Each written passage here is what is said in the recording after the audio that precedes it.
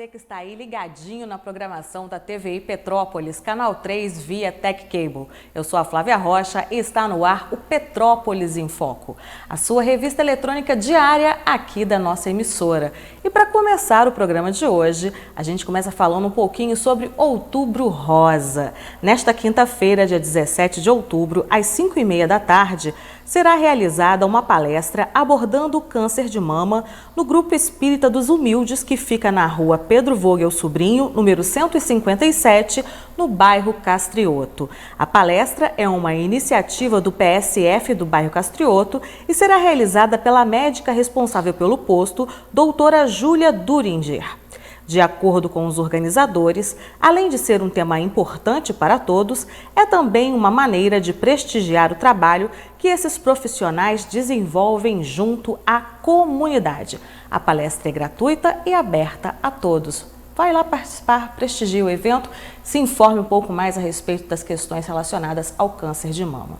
E dando início ao nosso programa de hoje, está aqui no nosso estúdio o secretário de Meio Ambiente, Fred Procópio. Bom dia, Fred. Bom dia, Flávio. É um prazer estar aqui. Agradeço o pessoal da emissora, Luciana, Alessandra, pelo espaço, pelo carinho, pela oportunidade de a gente demonstrar um pouco do nosso trabalho lá no dia a dia. Eu acho interessante a gente começar mostrando, assim, em linhas gerais, o que é o trabalho da Secretaria de Meio Ambiente. Essa é uma abordagem bacana de se fazer pelo seguinte: a gente tem uma impressão, quem olha de fora tem uma visão muito romanceada do meio ambiente, né? Achar, não, só cuida da árvore, só cuida do bichinho, né? É verdade. Mas, na verdade, assim, todos os empreendimentos passam por lá para testar a viabilidade de implantação deles. Então, quando você vê uma obra de Minha Casa Minha Vida, quando você vê uma indústria chegando, tem a mão do meio ambiente ali. A gente mensurou se ela podia ser instalada naquele local, se está respeitando a questão do afastamento do rio, a drenagem da água da chuva, que para a gente é importante, né, tendo em vista o que a gente sofre com as cheias de rios. A gente atesta a questão da supressão da vegetação, se pode cortar aquela árvore ou não para poder levantar aquele prédio ali naquele local. Então passa por uma série muito criteriosa de análise técnica, né, no corpo técnico da Secretaria. A gente tem um setor específico de fiscalização. Quando chegamos na Secretaria de Meio Ambiente, tínhamos um fiscal para a cidade inteira, né? Então, uma pessoa para 300 mil habitantes, é surreal isso, é inadmissível. Chamei mais um de um concurso que estava para vencer, remanejei um da Secretaria de Fazenda, que estava no setor de posturas. Hoje a gente tem carro para fiscalização, opera com drone. Então, quando eu chego num local que a gente precisa vistoriar alguma coisa e não tem acesso, seja porque o proprietário não deu acesso, seja porque está fechado por algum motivo, a gente levanta o drone e com ele a gente consegue fazer esse mapeamento. Com a imagem do drone atual, a gente puxa as imagens do Google anteriores e vê o que tinha antes, né? E como é que está agora. Exatamente. Então a gente tem um setor só de fiscalização.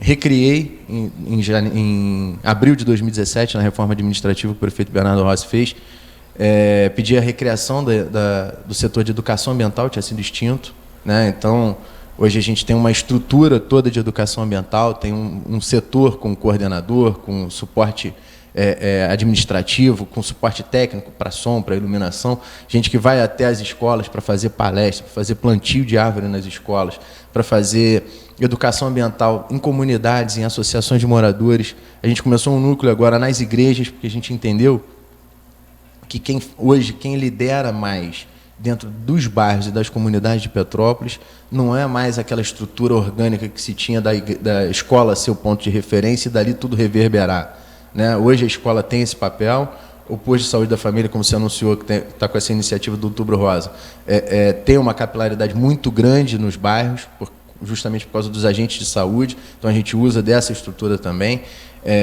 Vou dar um exemplo de uso da estrutura do PSF para a educação ambiental. A gente está tendo um problema com mico no parque, né? No parque, nos arredores do parque ali, porque as pessoas têm alimentado... Parque da Ipiranga, perdão. As pessoas têm alimentado os micos com a mão, né? Então leva banana, leva biscoito, e os micos estão cada vez mais acostumados a comer comida humana. Normal. Biscoito, tostines, fandangos, qualquer coisa que você levar, o bicho já está acostumado a comer e acaba que ele não volta para a mata. E tem o risco dele morder. Então a gente teve 6 ou 7 casos, se não me engano, de ataque de mico. Mas o que era? É a pessoa tentando alimentá-lo. E aí, de repente o bicho assusta e assusta. no que ele assusta, a reação dele é de morder. É um instinto, né? É um animal selvagem, não é um animal, né? Não é pra gente Um brincar gatinho com ele. de casa. Exatamente. E aquela mata ali por cima do Parque da Ipiranga sai para Barão do Rio Branco, por trás do centro administrativo da prefeitura, e sai para a comunidade do Alemão. Entendi. E aquele miolo da mata ali, da vertente para Ipiranga, para 13 de Maio, para Barão do Rio Branco e para a comunidade do Alemão. E a gente agora vai entrar com uma campanha de panfletagem e de conscientização, inclusive na comunidade do Alemão, para evitar os ataques na comunidade também, porque os micos ficam naquela região ali. Como tem muita casa ali, então eles vão acabar se Exatamente. aproximando. Eles entram pela janela da casa das pessoas, né? Para pegar comida na cozinha. E o que a gente vai fazer? Vai se utilizar da estrutura do PSF para poder fazer esse suporte lá, porque é quem conhece. Já tem estrutura, Exatamente. eles já têm já entrada dentro da comunidade. Conhece as pessoas. Vocês né? vão fazer uma ponte com o PSF, é muito Exatamente. mais inteligente. Exatamente. E aí a gente identificou que as igrejas têm uma liderança e uma capacidade de comunicação direta com a comunidade. Né? Hoje o que o padre fala, o que o pastor fala, o que um líder religioso, seja ele qual for, fala, né? As pessoas absorvem aquilo com muito mais propriedade. Então a gente começou agora uma campanha junto às igrejas para levar essa questão da educação ambiental, porque a gente entende que fiscalizar o agora, né, é o imediato. Isso aqui a gente precisa fazer para sanar alguma coisa que está acontecendo nesse momento. Mas para a gente evitar que aquilo aconteça de novo no ano que vem, a gente precisa trabalhar agora uma conscientização daquela própria comunidade ali, né? Os problemas das queimadas em Petrópolis. A gente tem ações, inclusive com o Ministério Público Federal, Operação Abafo, contra balão, contra queimada, de notificar em determinados locais. Eu acho importante, Fred, a gente reforçar essa questão de queimadas, porque em Petrópolis a gente tem visto que está uma coisa horrorosa. Por exemplo, a gente faz parte de um grupo organizado pelo comandante Kempers, do 15º Grupamento de Bombeiros Militar, que quase todo dia tem incêndio. E, assim, geralmente é um incêndio provocado pelo homem. Né? É uma guimba de cigarro, é um balão. E eu acho importante você, enquanto secretário de Meio Ambiente, reforçar a questão que soltar balão é crime. A gente fez um levantamento. Quando a gente era criança, é muito bonito, olha como é. Exatamente. Só que a gente vive um novo mundo. Exatamente. A gente vive uma nova sociedade. A gente tem que se remodelar, não é? Quer ver uma outra coisa que também era tradicional aqui em Petrópolis, no Brasil inteiro? Passarinho na gaiola. Pois é. Era comum, né? Quem não teve um avô que tinha um passarinho na gaiola? O meu tinha um monte. Entende? Porque era uma coisa muito comum, era natural, ninguém questionava isso, ninguém discutia isso a fundo como se discute hoje. Hoje, quando uma criança vê um passarinho na gaiola, se ela passou por alguma aula de educação ambiental, ela já sabe que aquilo ali é errado, que o bicho tinha que estar solto. Né? Então, assim, ela sabe como é que é o tratamento do passarinho que nasceu no cativeiro e do que nasceu na natureza. Então, é isso que a gente precisa deixar. Né? E esse setor tinha sido extinto, a gente recriou.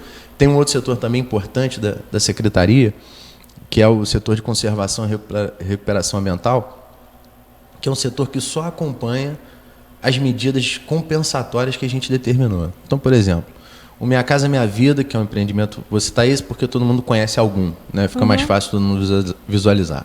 O Minha Casa Minha Vida foi se instalar no bairro do Carangola, lá onde eu moro, Vicente Rivete, Carangola.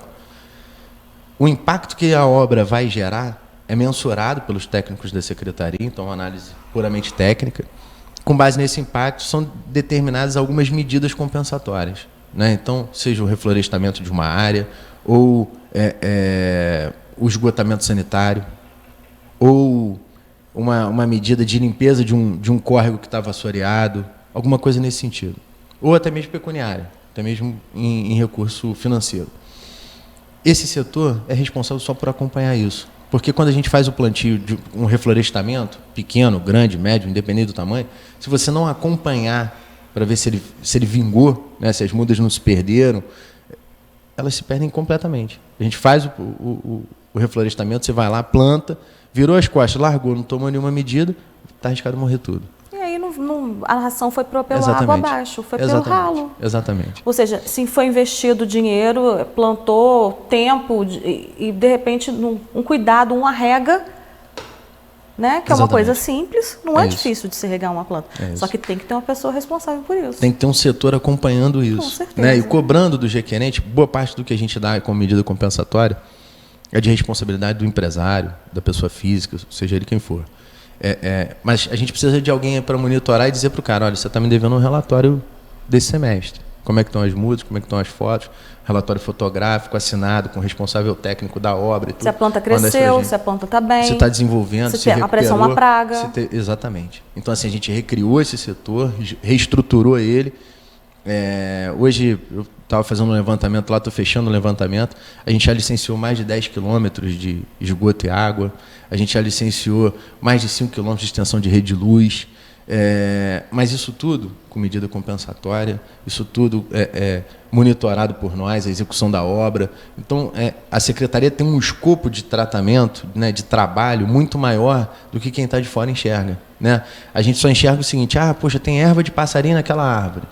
Será que já foi feito o relatório? Às vezes já foi feito um relatório, não foi feito o manejo ainda porque não está na época do ano para isso.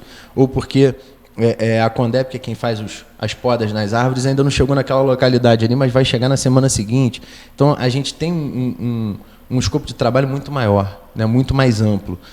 Sem falar nas questões do Ministério Público. Hoje, toda vez que tem um questionamento do Ministério Público, um inquérito, uma ação civil pública envolvendo a questão habitacional, área de risco, a Secretaria de Meio Ambiente está lá e tem um papel fundamental de saber, de aferir o risco junto com a Defesa Civil, de ver as medidas que vão poder sanar aquele problema, porque às vezes não é um muro de contenção que você precisa, às vezes você precisa fazer, na verdade, uma drenagem de água pluvial e a contenção verde. Tem que ser alguém especializado para poder dizer isso. Você falou em verde, aí eu lembrei da questão que Petrópolis é a 8ª colocada no estado no ranking do ICMS verde. Explica para o pessoal de casa o que é o ICMS verde? O ICMS verde é um recurso que os municípios, que o Estado do Rio criou, né? Alguns estados funciona bem, o Estado do Rio é um dos que funciona bem isso. Todo produto que a gente compra gera o ICMS, né? A gente paga um imposto. Do imposto total, o Estado criou uma legislação e deixando um pedacinho daquilo ali para o ICMS verde, que é o quê? É um repasse que ele dá aos municípios por preservarem áreas verdes. Porque o que todo município precisa? A nossa cidade ainda visualmente está muito verde. É uma cidade muito bonita, né? Com certeza. Pela beleza natural, pela beleza histórica, mas preservado. É preservado. E a gente precisa manter isso. Mas o que acontece? Por que o Estado compensa o município? Porque o que todo município quer? Imposto, né? Geração de emprego, geração de renda, empreendimentos e tudo. E aí o Estado diz o seguinte, olha, eu concordo que você tem que se desenvolver, que você tem que crescer, mas se você preservar algumas áreas verdes relevantes, eu ajudo você. Eu compenso você com aquilo que você vai perder de arrecadação de tributo. Né? Se você trata do seu lixo da forma adequada, você recebe. Se você cuida dos seus mananciais, dos seus cursos hídricos, você também recebe um outro recurso. Se você cuida do seu esgoto, você recebe mais um pedacinho desse recurso. E o lixo da cidade de Petrópolis está sendo descartado da forma correta? Sim, sim. Hoje, na verdade, assim, a gente não é o que a gente vê, né, ainda mais viajando e pesquisando outros países, você tem soluções muito mais modernas, que ainda não chegaram no Brasil. A gente ainda não vê isso em lugar nenhum aqui no Brasil. Né? Mas o Japão, por exemplo, o que ele não consegue reciclar, ele incinera. Ele não enterra, ele queima aquilo ali, aquilo vira uma montoeira de lixo do tamanho dessa sala, vira um negocinho, cabe numa caixinha de sapato. O Brasil ainda não tem essa tradição. O Brasil ou é lixão ou é aterro sanitário. A gente opera com aterro sanitário, funciona em Três Rios, não é em Petrópolis, mas a gente, graças a Deus, conseguiu regularizar a questão do transbordo do lixo no Bingen, por exemplo. Era um problema de 16 anos atrás, quase 17 já, em que o lixo saía de um caminhão pequeno, né, e ele era revirado para um caminhão maior, e aquilo caía no chão de terra, né, o chorume, uma coisa ou outra contaminando e tal. Então, nesse novo contrato, chegou um consórcio de empresas que está operando lixo, e fomos procurados por uma delas. Por causa desse problema, o Ministério Público acompanha esse inquérito, tem um inquérito acompanhando essa questão já desde 2006 ou 2007, E agora que a gente está licenciando eles já começaram as obras de adaptação, então está fazendo lá a pavimentação do solo, para evitar a impermeabilização, né? Para evitar que aquilo ali infiltre no solo. A canaleta de drenagem do chorume, porque é um problema, gera o chorume. Você precisa gerar aquilo ali para uma canaleta que recolha aquilo para uma caixa coletora, para não contaminar o solo, o lençol freático e tudo. Vai fazer agora a cobertura, para evitar, porque antes, além de ser um chão de terra, ainda tinha a questão da chuva. Estava chovendo, o caminhão vinha, basculava, lavava aquilo ali, fazia uma lama, um negócio horroroso. Então vai fazer o telhado e depois faz um cinturão verde para proteger aquilo ali dos arredores, né? Então funciona lá na beirada da BR-040, todo mundo já deve ter passado e visto, mas a gente agora já tem 5 meses que a gente conseguiu liberar algumas autorizações para eles fazerem essas obras, porque caíram justamente num ciclo vicioso. A Secretaria de Meio Ambiente e de Obras não conseguia dar a eles um alvará de obras e uma licença ambiental, porque eles cometiam um crime ambiental, de jogar aquele lixo ali daquela forma, de operar daquela maneira inadequada, e ao mesmo tempo eles não faziam a obra porque não tinham a licença. Né? Então, a gente sentou no Ministério Público e disse, olha, isso aqui é como fazer uma obra na cozinha, cozinhando. Né? Vai ter poeira no meio da comida, vai ter uma confusão, a higiene vai ficar vai se misturar ali com a sujeira, mas a gente precisa fazer desse jeito, não tem outro jeito, não dá para parar a operação do transbordo para fazer a obra. Recolhimento do lixo, né? Exatamente. Na manifestação dos caminhoneiros, né, todo mundo lembra disso, o país inteiro sofreu muito com essa questão dos caminhoneiros, né, com a paralisação, né, racionamento de comida em determinados pontos do país, de combustível. Né? Eu me lembro o prefeito Bernardo Rossi fez uma reunião de emergência e falou assim, olha, todo mundo enche os tanques dos carros da prefeitura, estacionem no pátio da prefeitura e ninguém sai com eles. Porque se não chegar combustível para as ambulâncias, a gente vai precisar tirar do tanque de um carro para poder botar na ambulância. Então, até esse plano esse gerenciamento de crise, a gente teve que pensar em virtude do que aconteceu com os caminhoneiros. Mas eu me lembro de, naquela ocasião, a gente justamente recorrer ao quê? Ao que está perto, a solução mais imediata. É aquele momento em que o ótimo é inimigo do bom. Você precisa do bom. Você não precisa do ótimo. O ótimo é o quê? Seria ter tudo. O ideal. Mas não tem, vamos trabalhar com aquilo que a gente tem. E foi isso que a gente optou por fazer lá no transbordo, na obra do transbordo do lixo. Né? Era um mal necessário. Tinha que ser feito, e tinha que ser feito desse jeito, não tinha uma outra maneira. Voltando um pouco para a pasta da questão da educação ambiental, vocês colocaram mais de 250 placas de sensibilização e educação ambiental em trilhas, áreas de preservação e cachoeiras. E a previsão é que sejam colocadas 400, é isso mesmo? É um número bem expressivo. É um número expressivo. Eu acho, assim, você vê como é que a educação ambiental, a educação de forma geral, precisa ser maciçamente trabalhada. Teve um lugar que a gente colocou a placa e 2 dias depois arrancaram. A gente teve que voltar lá e colocar mais uma placa num local onde já tinha. Isso é dinheiro, né? É dinheiro público, é trabalho, porque você mobiliza uma pessoa com um carro, material, né, equipamento, né, a própria placa. Teve lugares de entulho que a gente colocou a placa proibido de jogar entulho, a pessoa foi e jogou entulho embaixo da placa. Aí o que a gente teve que fazer? Pedir a Condep e a Condep cercar a área para parar de jogar entulho. Mas isso... Aí o pessoal fala assim, mas a prefeitura não faz nada. Você vai lá, recolhe o entulho, no dia seguinte tem um sofá, tem uma geladeira. Aí depois, quando chove, fala, porque o rio transbordou. É isso. Mas a gente tem que fazer a nossa parte, né? É exatamente isso. Porque a prefeitura, a gente sabe que eles vão lá, eles pontuam, eles fazem a questão do assoreamento dos rios. Só que a gente, enquanto sociedade, a gente sabe também que a gente deve colocar o lixo no horário correto do lixo. Porque a gente sabe que tem animal de rua, a gente sabe que pode cair uma chuva, e aí a chuva vai levar aquele lixo para onde? Para dentro do rio. E aí a natureza, ela se volta contra a gente. É verdade. Eu me lembro de um comercial de televisão antigo, né? Antigo, 10 anos atrás, né? E mostrava um cara maltrapilho, assim, mal vestido, numa praça, gritando, olha... A mãe natureza vai se revoltar. Vocês vão ver. Ela vai se vingar disso que vocês estão fazendo com ela. E aí, ele falando, fazendo discurso, e as pessoas passando para lá e para cá, ignorando o que ele estava falando.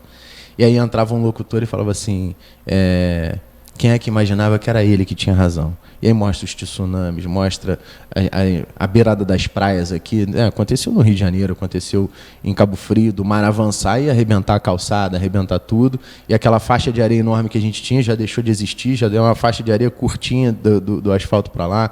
A gente vê aqui o que aconteceu com a chuva aqui, né, em 2011. Agora que os apartamentos vão ser entregues, no 2019, final de 2019. Né, lá 8 anos depois. Exatamente, lá no Vicente Zivete, até do lado da minha casa. A gente vê o que aconteceu no Caxambu, uma chuva atípica. Castigou, né? Maltratou toda uma comunidade. Eu estava falando ontem, eu estava falando dessa questão do Caxambu. Foi até às vezes a gente passa determinadas coisas na vida que marcam muito a gente. Com certeza. A gente subiu, eu e Marcelo Fiorini, juntos, num carro, que é secretário de Desenvolvimento Econômico, e é diretor de Agricultura. Né? A diretoria de Agricultura está dentro do Desenvolvimento Econômico. Subimos lá, eu, ele, Maurício, que é o diretor de Agricultura, subimos num carro. Quando a gente chegou lá em cima, um certo trecho você só conseguia subir a pé. Começamos a subir tudo a pé e tal. E aí tinha uma pessoa ajudando a outra na casa dela. Né? A gente parou para conversar com as pessoas, para ver o que estava precisando, o que tinha acontecido e tal. E aí um cara virou e falou assim, eu falei assim, mas o senhor mora aqui? Ele falou assim, não, eu moro lá. Apontou para o outro lado. E aí eu falei assim, e lá, como é que tá? Ele falou assim, não, lá eu não tenho o que fazer. Lá eu perdi tudo. Então estou ajudando ele aqui porque ele pelo menos tem alguma coisa para salvar. Nossa, eu tô toda arrepiada. Perdeu o caminhão, perdeu o carro, perdeu toda a plantação. E aí ele entendeu, ali eu não tinha mais o que salvar. Vou lá ajudar o meu vizinho, porque ele ainda tem lá um problema dentro de casa e estava puxando lama de dentro da casa do vizinho. Meu Deus. Então a gente vê, ali a gente presenciou como que a tragédia às vezes mobiliza todo mundo. Né? Petrópolis tem esse histórico de tragédia. Eu me lembro, na chuva de 88, eu tinha 3 anos de idade, e só pelas notícias da televisão, a gente teve uma tia que ficou presa na Ponte Ferro, incomunicável, naquele tempo ninguém tinha telefone, eu fiquei gago de trauma. Gago. Nossa. Gago de bater na cintura para tentar falar e não conseguir falar. Nervoso, por causa né? Nervoso com aquilo tudo, o nervosismo de dentro de casa, todo mundo vendo chorando, a mãe, a avó, todo mundo. Então, isso, eu não estava lá para ver o que aconteceu lá. Eu só vi o que estava na televisão. Imagina quem estava lá. Né? Então, assim, Petrópolis já tem esse histórico de desastre. Se a gente não fizer o que está ao nosso alcance ali no dia a dia, que é cuidar do nosso lixo, né? Que é evitar fazer uma obra sem que tenha um responsável técnico para dizer, olha, isso aqui não vai ficar em pé se chover. Porque tem obra que você olha e tem certeza, isso aqui vai cair. Só não sabe quando. A gente é leigo, mas exatamente. A experiência de vida a experiência ensinando. do dia a dia, a gente andando, olhando uma obra, você fala assim, isso aqui não tem como ficar em pé. Chama um técnico para olhar, o cara fala, olha, se ele não fizer aqui uma sapata, se não fizer uma coluna, se não fizer uma canaleta de drenagem aqui, a chuva vai passar, aqui é o caminho da água. Então, tudo isso vai angustiando a gente de andar nas comunidades e ver que isso está acontecendo. Então, como você falou da questão do lixo, botar o lixo para fora no horário, eu sempre falo para as pessoas o seguinte, a melhor maneira da gente evitar que alguma coisa ruim aconteça é a gente fazer o nosso melhor no dia a dia. O nosso melhor é cuidar do nosso lixo, cuidar da nossa água, cuidar da nossa nascente, cuidar do nosso esgoto, né? Cuidar do nosso bairro. As pessoas querem... prevenção. Exatamente. Eu vi muita gente falando assim, pô, a gente tinha que fazer alguma coisa pela Amazônia. Eu também acho que tinha. Mas pô, você ajuda sua mãe em casa a lavar a louça, você bota seu lixo para fora no horário, você cuida do seu esgoto, ou não. Ou a gente só vai cuidar da Amazônia porque o Instagram inteiro está postando que a Amazônia está pegando fogo. Ou, né, a gente tem incêndio aqui do lado, no Taquaril. Todo dia, praticamente. Né, na Posse, que sofre muito com isso. E é até bom dizer, Petrópolis, a gente já fez um estudo técnico da Secretaria, Petrópolis não tem clima para combustão espontânea. Então, assim, não existe uma queimada em Petrópolis, a gente não tem clima para gerar um incêndio do nada. Né? Igual acontece, tem que ter uma intervenção humana de alguma forma. Sim. Seja com balão. Porque é muito úmido, né? Exatamente, é úmido, chove, entendeu? Não é um deserto, não é um negócio, não é um lugar com baixa umidade, né, que pudesse dizer, não, o sol estava tão forte que de repente uma centelha aconteceu. A folha estava muito seca e o sol incendiu em cima e pegou fogo. Não tem isso. Tem intervenção humana, direta ou indireta, sempre. A mania de queimar lixo. Exatamente, exatamente. Ontem a gente estava descendo, passando no Bonfim, e estava lá uma lixeira pegando fogo. Né, uma lixeira daquela de lata, então as pessoas jogam o lixo e botam fogo. Né, então... A gente Felizmente tem acaba... até uma denúncia na nossa página, da pessoa falou que a comunidade local tocou fogo na lixeira, destruiu tudo. Ou seja, o equipamento está lá, o equipamento custou caro. A gente sabe que tem o dia que o Condé passa no local, faz o recolhimento do lixo. E para que coloca fogo na lixeira? Eu não consigo entender. E tem também uma questão, Flávia, que as pessoas não se dão conta. Quando você vai comprar uma lixeira, você não vai na esquina ali, né, e fala assim, eu queria uma lixeira. O cara fala, eu tenho uma aqui desse tamanho, quanto custa? R$10, R$20, R$1.000, não importa o preço. Não, você faz uma licitação, um contrato, um chamamento público. É uma confusão, uma burocracia. 6 meses para você comprar um número X de lixeira, você não pode comprar uma só, tem que comprar um número X. Usar aquilo ali dentro de um período X, porque senão você responde por improbidade administrativa, é dano horário, responde com o próprio CPF. Então, se eu faço uma compra lá, a compra não chegou na ponta e o TCE entendeu que foi feito indevido, eu respondo com o meu patrimônio.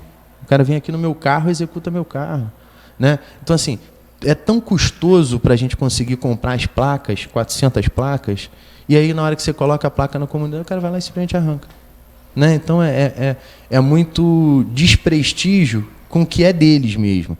A gente tem uma consciência, eu sempre falo disso, nos programas de educação ambiental que a gente tem, eu pedi para sempre bater muito nessa tecla, as pessoas têm uma percepção do que o que é público não é de ninguém. Né? Muito pelo contrário. É de todo mundo ao mesmo tempo.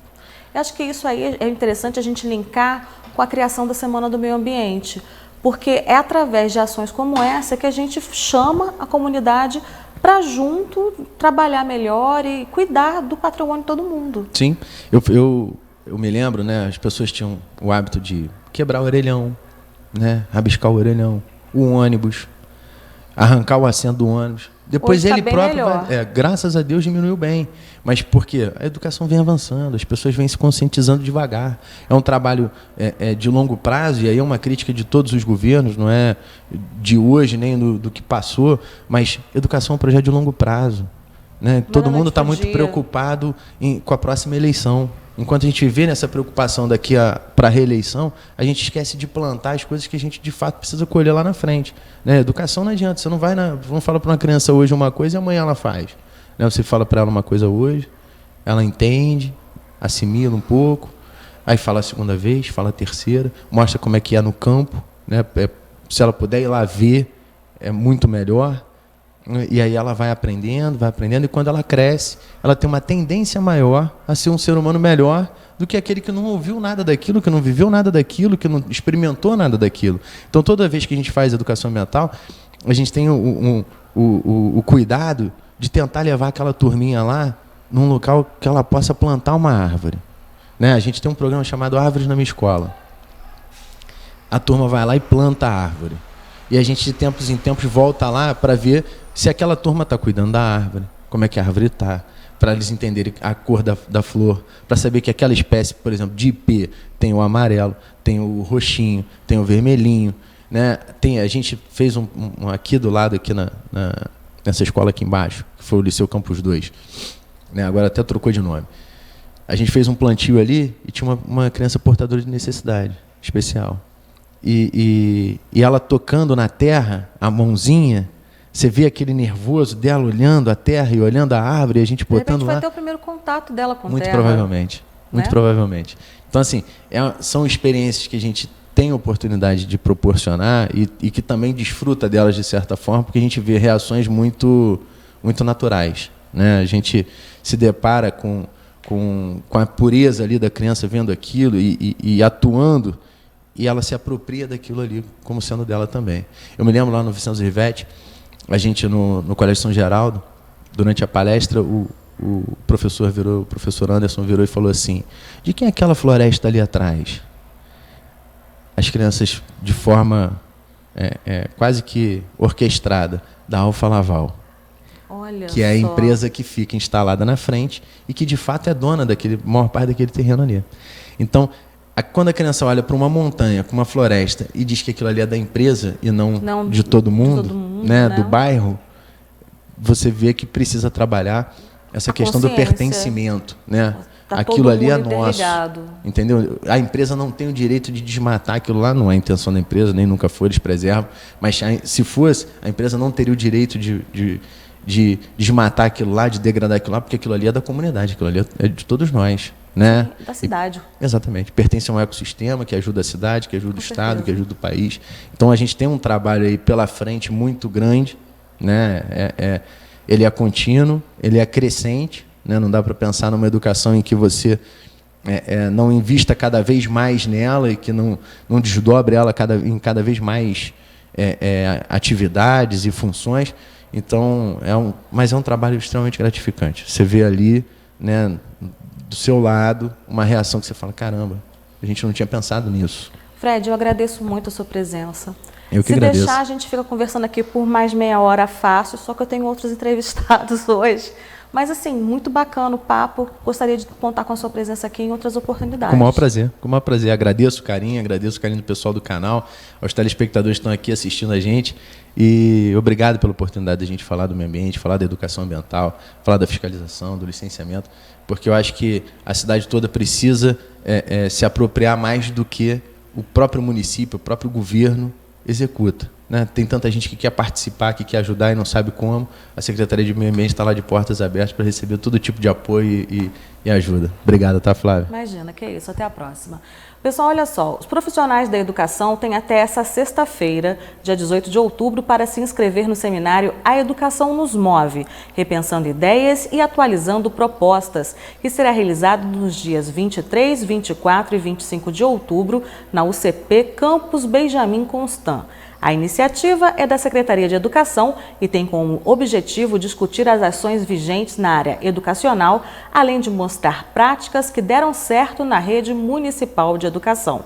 O seminário contará com palestras e mesas redondas. As inscrições podem ser feitas na página da Prefeitura, que é o www.petropolis.rj.gov.br.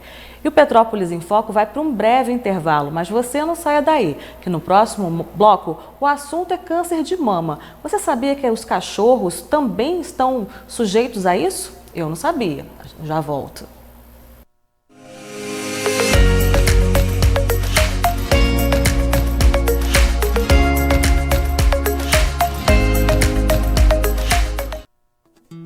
Unimax apresenta Se Toca Mulher. Outubro Rosa é o mês de conscientização e prevenção do câncer de mama. A melhor maneira de se prevenir contra o câncer de mama é o autocuidado. A cada ano, cerca de 60 mil mulheres recebem o diagnóstico da doença. O diagnóstico precoce possibilita que as chances de cura cheguem a 95%. Algumas orientações são importantes. Autoexame. Esteja atenta a qualquer alteração que possa indicar uma anormalidade e procure um médico imediatamente caso identifique alguma suspeita. Exames clínicos. É comum o médico solicitar exames de rotina, como, por exemplo, o ultrassom das mamas. Histórico familiar. É importante que seu médico saiba sobre o seu histórico familiar. Assim conduzirá melhor suas consultas e exames. Mamografia. É indicada para todas as mulheres a partir dos 40 anos. Mulheres com histórico familiar de câncer de mama devem realizar o exame com 10 anos a menos do diagnóstico da parente de primeiro grau. Atenção a estes sinais. Aparecimento de nódulo, caroço, no seio, axila ou no pescoço. Dor ou inversão do mamilo. Secreção pelo mamilo. Inchaço irregular em parte da mama. Rugosidade na pele semelhante à casca de laranja. Pele da mama irritada, avermelhada ou retraída. Mulheres que venceram o câncer de mama afirmam que, durante a consulta, procure saber ao máximo sobre a sua condição e quais medidas são necessárias para a sua qualidade de vida durante o tratamento. É importante procurar apoio e pedir ajuda quando precisar. Busque por apoio psicológico, nutricional e, claro, além de suporte dos amigos e familiares. Sabe aquela atividade que você sempre quis fazer? Esse é um bom momento para colocá-la em prática.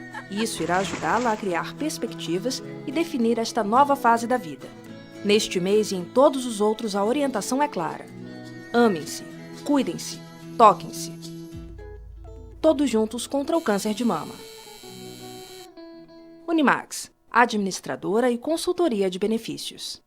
Já imaginou ter uma filmagem ou foto aérea com drone? Esse recurso inovador permite a geração de imagens profissionais em alta resolução com baixo custo de produção. Venha conhecer o trabalho da Serra Drone Petrópolis. Trabalhamos com todo tipo de fotografia e filmagem aérea, imagens e vídeos para marketing digital, inspeções de telhados, galpões e fábricas, eventos, casamentos, dentre inúmeras possibilidades. Ligue para 99814-3823.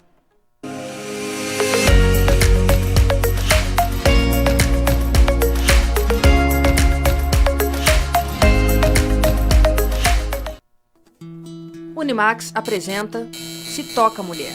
Outubro Rosa é o mês de conscientização e prevenção do câncer de mama. A melhor maneira de se prevenir contra o câncer de mama é o autocuidado. A cada ano, cerca de 60 mil mulheres recebem o diagnóstico da doença. O diagnóstico precoce possibilita que as chances de cura cheguem a 95%. Algumas orientações são importantes. Autoexame. Esteja atenta a qualquer alteração que possa indicar uma anormalidade e procure um médico imediatamente caso identifique alguma suspeita. Exames clínicos. É comum o médico solicitar exames de rotina, como, por exemplo, o ultrassom das mamas. Histórico familiar. É importante que seu médico saiba sobre o seu histórico familiar. Assim conduzirá melhor suas consultas e exames. Mamografia. É indicada para todas as mulheres a partir dos 40 anos. Mulheres com histórico familiar de câncer de mama devem realizar o exame com 10 anos a menos do diagnóstico da parente de primeiro grau. Atenção a estes sinais. Aparecimento de nódulo, caroço, no seio, axila ou no pescoço.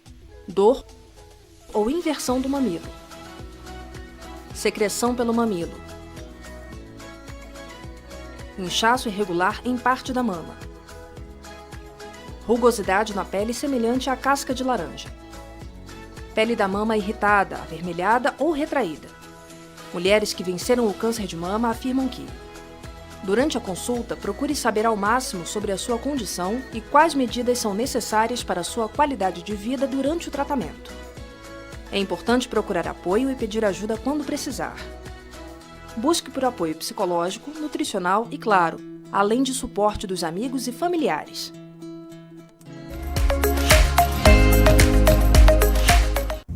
Já imaginou ter uma filmagem ou foto?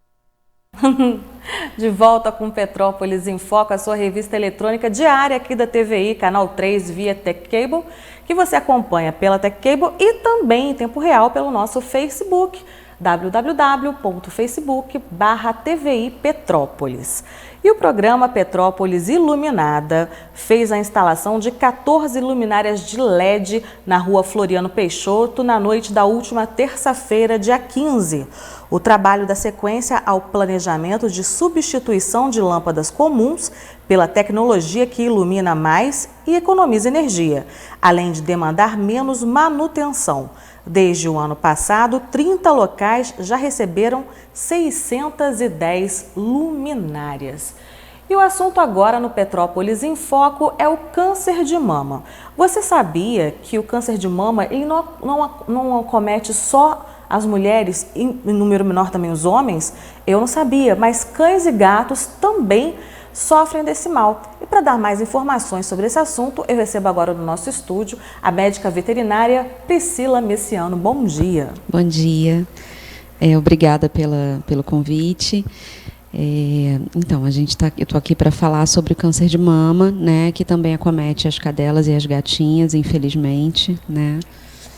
Como é que a gente tem o nosso bichinho em casa e pode perceber que tem alguma coisa diferente em relação à mama do animal? Então, é importante sempre que o proprietário for dar banho no cachorrinho ou for acariciar a barriga do gatinho, fazer um autoexame assim no animal, fazer um carinho, apertar as tetinhas com delicadeza, perceber se mudou alguma coisa na coloração das tetas, das mamas, porque pode aparecer o surgimento de algum carocinho, de algum nódulozinho.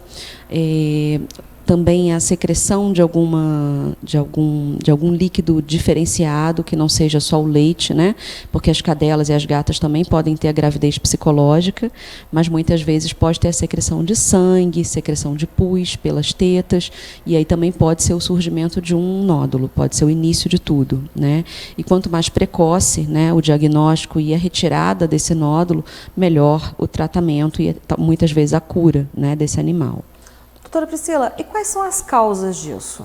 As causas são variadas, né? Pode ser causa genética, alimentar e muitas vezes também a própria gravidez psicológica é um agravante grande, né?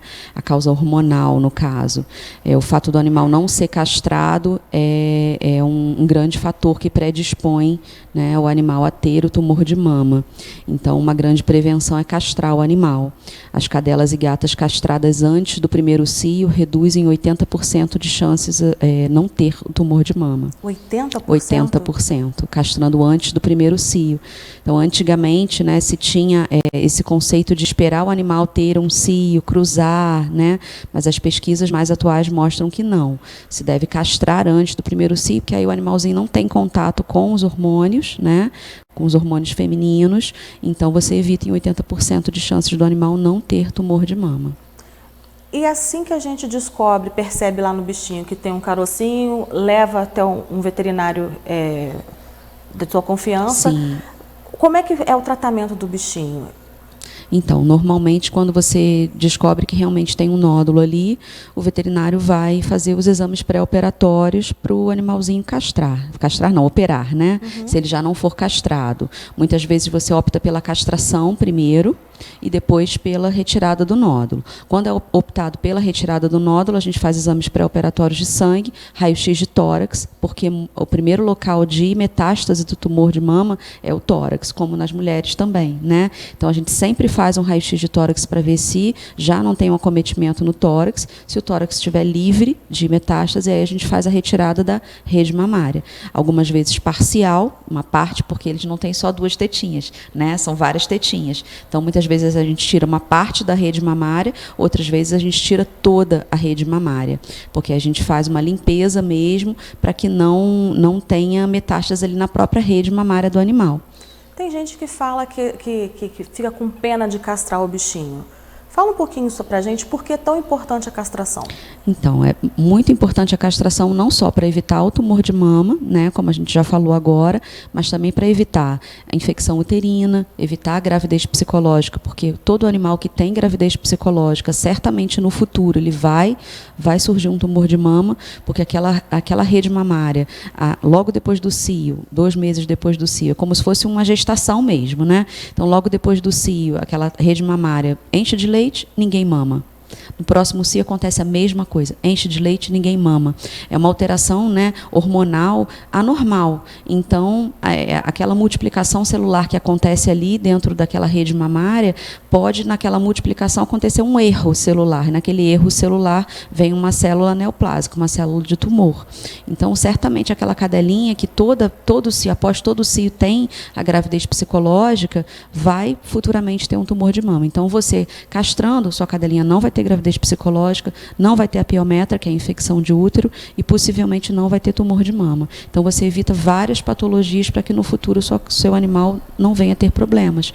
Porque senão você, evitando castrar cedo, mais tarde você vai ter uma cadela com 10, 12 anos tendo piometra, aí é muito mais tarde, muito mais arriscado você anestesiar um animal muito mais velho, né? Às vezes é uma cirurgia de emergência, quando você está menos preparado, às vezes financeiramente, psicologicamente, porque você está abalado, é uma emergência, seu cachorrinho está correndo um risco de vida iminente ali, né? Do que você planejar uma cirurgia com um animal jovem, fazendo todo um pós-operatório com calma, né? Que você se planejou financeiramente para você fazer aquilo, do que na correria e no desespero você ter que operar ali, senão você vai perder o seu animal e realmente, de fato, você ter o risco de perder, né? Ou então seu animal está cheio de tumores de mama, com uma metástase já pulmonar e você realmente, de fato, perdeu o seu animalzinho, né? Então, muito melhor a prevenção, a gente trabalhar com a prevenção do que já com a doença instalada.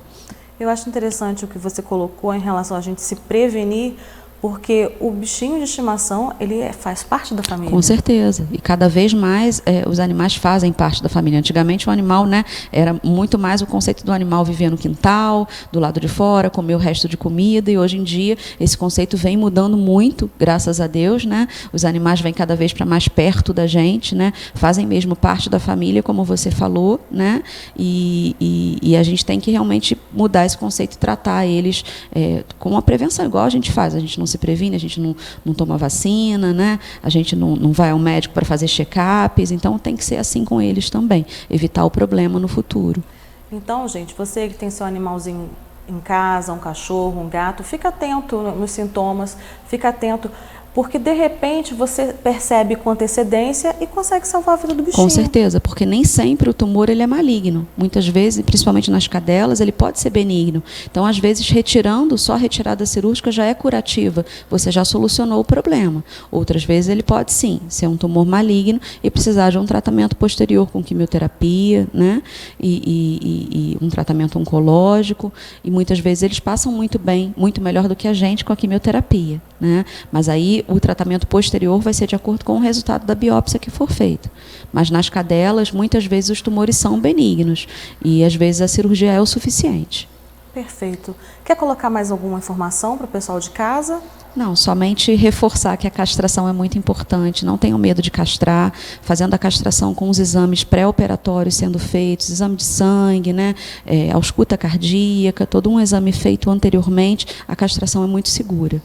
Gente, lembrando aí da guarda do animalzinho de forma responsável, né? Se você tem um bichinho, cuida dele direito, porque ele não pediu para poder ir para sua casa. Você não foi lá, não pegou? Então cuida bonitinho, né, Exatamente, doutora? Com certeza. Obrigada pela sua presença. Eu espero que poder agradeço. contar com você em outra oportunidade. Hein? Certamente, obrigada. Perfeito. Olha só, agora é para os estudantes. Os cartões com locais de prova do Enem já estão disponíveis. A recomendação é que o estudante imprima o documento de confirmação, pois o exame do Enem, gente, 2019, ele já está batendo na porta. Entre outras informações, os estudantes têm acesso ao local onde farão o exame esse ano através do cartão. As provas vão ser aplicadas no dia 3 e dia 10 de novembro. Então, você aí que vai prestar o Enem, vai lá no site do MEC, fica atento, não deixa perder essa oportunidade. E o Petrópolis em Foco vai para um breve intervalo comercial, mas você não saia daí, que o próximo bloco é ainda sobre câncer de mama, uma ação bacana que vai ser realizada nesse final de semana lá na Praça Dom Pedro. Eu aguardo você. Já imaginou ter uma filmagem ou foto aérea com drone? Esse recurso inovador permite a geração de imagens profissionais em alta resolução com baixo custo de produção. Venha conhecer o trabalho da Serra Drone Petrópolis. Trabalhamos com todo tipo de fotografia e filmagem aérea, imagens e vídeos para marketing digital, inspeções de telhados, galpões e fábricas, eventos, casamentos, dentre inúmeras possibilidades. Ligue para 99814-3823. Unimax apresenta Se Toca Mulher. Outubro Rosa é o mês de conscientização e prevenção do câncer de mama. A melhor maneira de se prevenir contra o câncer de mama é o autocuidado. A cada ano, cerca de 60 mil mulheres recebem o diagnóstico da doença. O diagnóstico precoce possibilita que as chances de cura cheguem a 95%. Algumas orientações são importantes. Autoexame. Esteja atenta a qualquer alteração que possa indicar uma anormalidade e procure um médico imediatamente caso identifique alguma suspeita. Exames clínicos. É comum o médico solicitar exames de rotina, como, por exemplo, o ultrassom das mamas. Histórico familiar. É importante que seu médico saiba sobre o seu histórico familiar. Assim conduzirá melhor suas consultas e exames. Mamografia. É indicada para todas as mulheres a partir dos 40 anos. Mulheres com histórico familiar de câncer de mama devem realizar o exame com 10 anos a menos do diagnóstico da parente de primeiro grau. Atenção a estes sinais. Aparecimento de nódulo, caroço, no seio, axila ou no pescoço. Dor ou inversão do mamilo. Secreção pelo mamilo. Inchaço irregular em parte da mama. Rugosidade na pele semelhante à casca de laranja.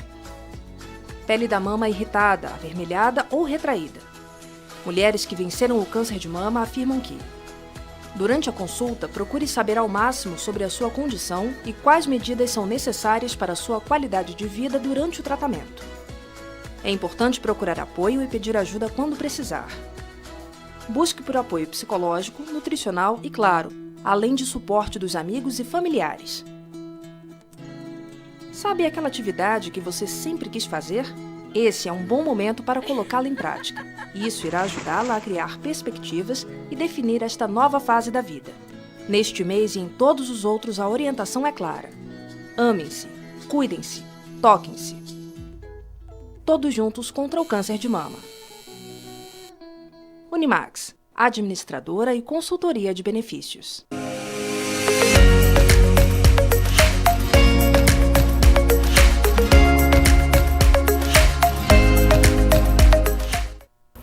De volta com o Petrópolis em Foco desta quinta-feira, dia 17 de outubro. Eu tô meio cansada, gente, mas vamos que vamos. Aproveitando que a gente está em pleno Outubro Rosa, esse mês que é todo dedicado à prevenção ao câncer de mama, eu recebo agora no nosso estúdio o acadêmico de enfermagem, o Nirlando Siqueira, e a enfermeira e professora da fase, Natália Duarte, que vão dar informações a respeito de uma ação social que vai ser realizada nesse sábado, a partir das 9 da manhã, das 8 da manhã, ali na Praça Dom Pedro. Os acadêmicos da faculdade da fase de enfermagem, eles resolveram se reunir e levar um pouco de informação às pessoas. É isso, Nirlando? Bom dia. Bom dia, tudo bem, Flávio? Isso mesmo, a ideia surgiu através do diretório de enfermagem, juntamente com nutrição, pensando na população do sexo feminino e também no Outubro Rosa. Então, assim, vai ser uma temática bastante interessante, onde a gente vai poder conversar com a população, para abordar um pouco sobre o tema, para poder alertar um pouco, tirar um pouco aquele medo de fazer alguns exames, onde a população acaba tendo. E lá vocês vão orientar as pessoas? O que vai ser oferecido lá, Nirlando? Então, nós vamos distribuir folder, vamos fazer orientação, vamos orientar, e vai ter equipe de nutrição, que vai falar um pouco também da parte da alimentação, da dieta, como deve ser feito. Vamos também ter vários eventos, vamos ter também uma aula de dança também, bastante interessante. Que legal. Meio-dia vai ter uma aula de dança, então vai ser bem legal. Natália, você enquanto professora, você vê uma iniciativa dos seus alunos já tentando, de alguma forma, tocar lá na ponta, né, para que, de repente, ele venha receber esse futuro paciente de uma outra forma, já na prevenção, quando a gente descobre o câncer já no estágio inicial, que a gente sabe que é perfeitamente tratável, que o caso de sucesso, quando se detecta cedo, os índices são altíssimos. Como é que você avalia isso, Natália? Então, na verdade, a faculdade, né, a FASE, já tem esse perfil de dar um retorno social muito grande, né? E é muito bacana de ver os alunos logo no começo, o Nirlando está no segundo período, né, participando do diretório acadêmico e já pensando em dar esse retorno social, né? É a maior função do enfermeiro e do nutricionista, que a gente está em parceria com o diretório da nutrição, executar essas ações e dar esse retorno para a população. Então, ver os alunos realmente preocupados em atuar de uma forma integral com essa população, né? No caso agora mulheres, porque você vê, vai ter aula de dança. Então, é entender que vai além da doença, né? A doença muitas vezes é gerada por hábitos de vida não saudáveis. Então, como a nutrição vai estar lá, vai falar da alimentação, quanto que isso influencia, inclusive, por exemplo, no câncer de mama, isso tem uma influência muito grande. A gente vai ter aula de dança, porque o bem-estar proporcionado pela aula de dança, ela também contribui para a prevenção do câncer. Então, ver essa população de uma forma integral e ver o aluno, né, já com essa consciência, logo no começo da graduação, realmente traz muito prazer para a gente que é professor, né, e dá uma esperança de que as coisas vão realmente partir daí. Quinta-feira agora foi dia do professor. Isso. E, de repente, você está avaliando, né, os seus alunos, vendo que eles já estão prontos, né, com tanta garra.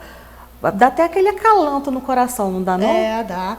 Não, e assim, é uma mobilização de todos os alunos, né? O diretório acadêmico, os diretórios tomaram a frente, mas fizeram uma escala com todos os períodos, então todos os alunos vão estar lá em algum momento, nessa atividade, todos preparados, com informações coerentes, né, porque a gente vê algumas informações sendo notificadas, né, para a população de uma forma até muito controversa, assim, trazendo algumas dúvidas, e aí a população fica perdida nesse meio tempo. Então, ver o aluno preocupado em orientar, em fazer com que as pessoas tenham um autocuidado, né, que é determinante, ter uma vigilância quanto à sua saúde. Então, falar do autoexame de mamas, mas falar que ele também não substitui o exame clínico feito por um profissional habilitado, seja ele enfermeiro ou médico, mostra a responsabilidade social que eles estão desenvolvendo. Então, como professora, realmente traz uma esperança de que as coisas vão dar certo, de que a gente está investindo, né, nosso tempo, porque eu brinco que professor é uma profissão muito difícil, porque a gente leva todos os alunos para dentro da nossa casa, né? A gente se preocupa com eles a todo momento. Então, saber que eles estão nesse foco da formação realmente traz muito acalento no coração. Então, Nirlando, fala um pouquinho mais para a gente, o que vai ter lá a partir das 8 da manhã, ali na Praça Dom Pedro? Então, vai ter nossos alunos conversando com a população, distribuindo folder. Vai ser bastante extrovertido, vai ser um bate-papo com vocês, mulheres. Venham conversar com a gente, tentar saber um pouco da doença, da prevenção. Vai ter uma aula de dança que vai ser bastante interessante também. Vai ter nossos balões rosas, que é bastante legal também. Então, assim, venha conversar com a gente, vai ser bastante interessante mesmo. Natália, você, enquanto profissional de enfermagem, você acha interessante estar num local público, pessoas passando, e de repente tem aquele clique, eu estou com uma dúvida, eu vou ali perguntar. Porque vai perguntar para o profissional, alguém que está gabaritado, alguém que sabe o que está falando, e não fica só repetindo bobagem em mensagem de WhatsApp, né, gente? Pelo amor de Deus. Não, é muito importante, a gente tem visto, inclusive eu levo para muito debate em sala, né, questão dos mitos que tem por trás, ainda temos muitos mitos na área da saúde. Você podia desmistificar alguns aqui pra gente, então, hein? por exemplo, ultimamente a gente tem visto alguns mitos sobre a menstruação, que tomar anticoncepcional, né, daqueles que não faz pausa, leva ao câncer do colo do útero, por exemplo. E isso é um mito, porque se você não está tomando, se você está tomando hormônio, você não vai menstruar mesmo. Então, na verdade, é um processo de alteração fisiológica que você vai gerar ali uma interrupção da menstruação. Então, não é ele que vai causar o câncer do colo do útero, né? E outros, né? Aquelas histórias das avós, de andar descalça quando está menstruada, lavar a cabeça quando está menstruada, né? Ainda não tem pode muito, lavar a cabeça. Exatamente. Ainda tem muito, né? E aí acaba que a gente não consegue agir realmente nos fatores que levariam à proteção do câncer de colo do útero, porque a gente fica focado em questões que não são a causa do problema, né? Então, alimentação, atividade física, a bebida, né? A bebida alcoólica, ela é um fator importante no câncer de mama, por exemplo. Cigarro. Uma coisa importantíssima, que ninguém fala quase, né? A gente fala muito de amamentação, mas a gente não fala que amamentar é um fator proteção para o câncer de mama. Diminuiria em 30% praticamente a incidência de câncer de mama se as mulheres amamentarem até os 6 meses exclusivamente e até pelo menos 2 anos de idade. Então, quanto que a amamentação não é só bem para o bebê, também é bom para a mulher, né? Então, a gente tem que trabalhar em cima desses fatores de proteção que poderiam realmente proporcionar a prevenção, a detecção precoce e não ficar discutindo essas questões que, na verdade, são mitos. Então, é muito bom estar junto com a população.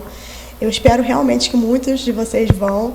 É bom destacar que câncer de mama também dá em homem, né? A gente fala muito pouco disso, porque senão fica um assunto que é um assunto de mulher, não é assunto de homem. Então, muito assim, pelo contrário. Homens que passarem por raro, sim, é um número menor, menor, mas acontece que, infelizmente, são acometidos também. Sim. Né? É uma doença que não escolhe classe social, não escolhe idade, não escolhe nada.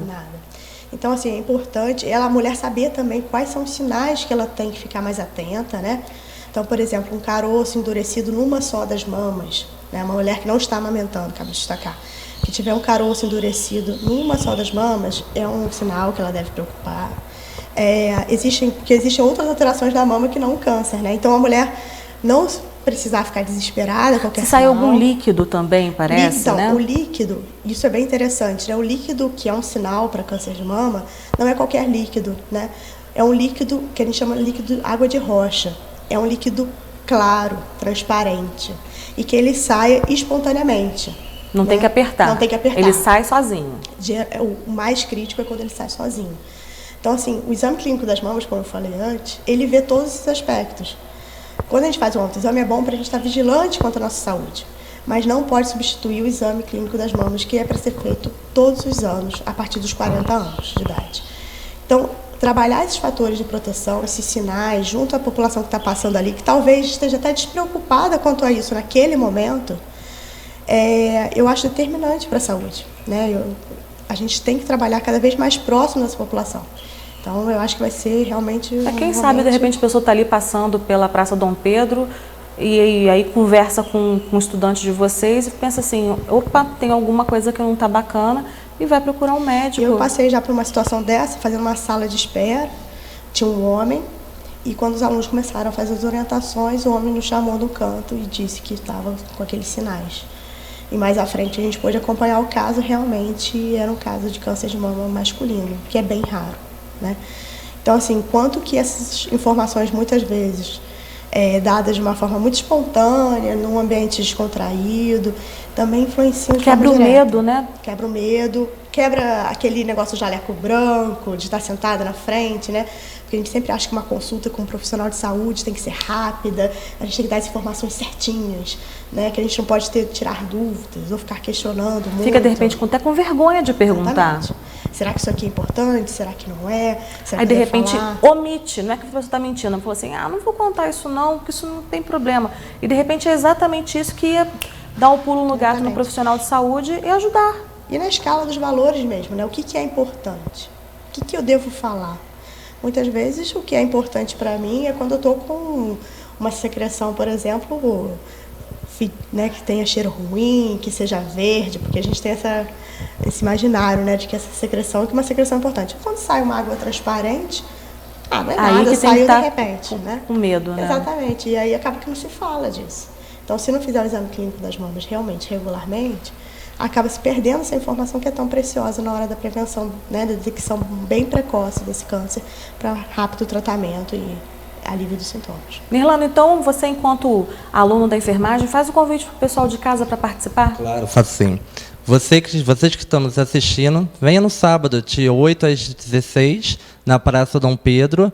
Venha conversar com a gente, com os alunos de enfermagem e nutrição. São todos bem-vindos. Perfeito. Muito obrigada por vocês Obrigada terem a você. vindo. Obrigada pelas informações. E tenho certeza que o pessoal de casa aprendeu bastante coisa bacana hoje. Obrigada. Até uma outra oportunidade, tá, gente? Está. Olha só, gente, quase 1000 alunos participaram da entrega da premiação dos Jogos Estudantis Municipais, os GEMS, nessa quarta-feira, dia 16, lá no Teatro Mecanizado do Palácio Quitandinha. Foram entregues as medalhas dos atletas e mais 31 troféus. A competição envolveu quase 2.000 estudantes de 30 escolas em 7 modalidades. Foram mais de 100 horas de atividades esportivas realizadas. A gente manda aí o nosso parabéns para essa galerinha bonitinha que estava aí fazendo exercício físico, já se prevenindo para as doenças do futuro que não vão chegar neles, em nome de Deus. Eu agradeço a sua presença, agradeço a sua companhia. O Petrópolis em Foco termina aqui. Muito obrigada. Eu espero você amanhã, 9 da manhã, aqui na TVI, Canal 3 via Tech Cable e também em tempo real pelo nosso Facebook. Assim que o programa terminar, você pode correr lá no YouTube da TVI Petrópolis, que o programa está lá e você pode compartilhar à vontade nas suas redes sociais. Muito obrigada e até amanhã.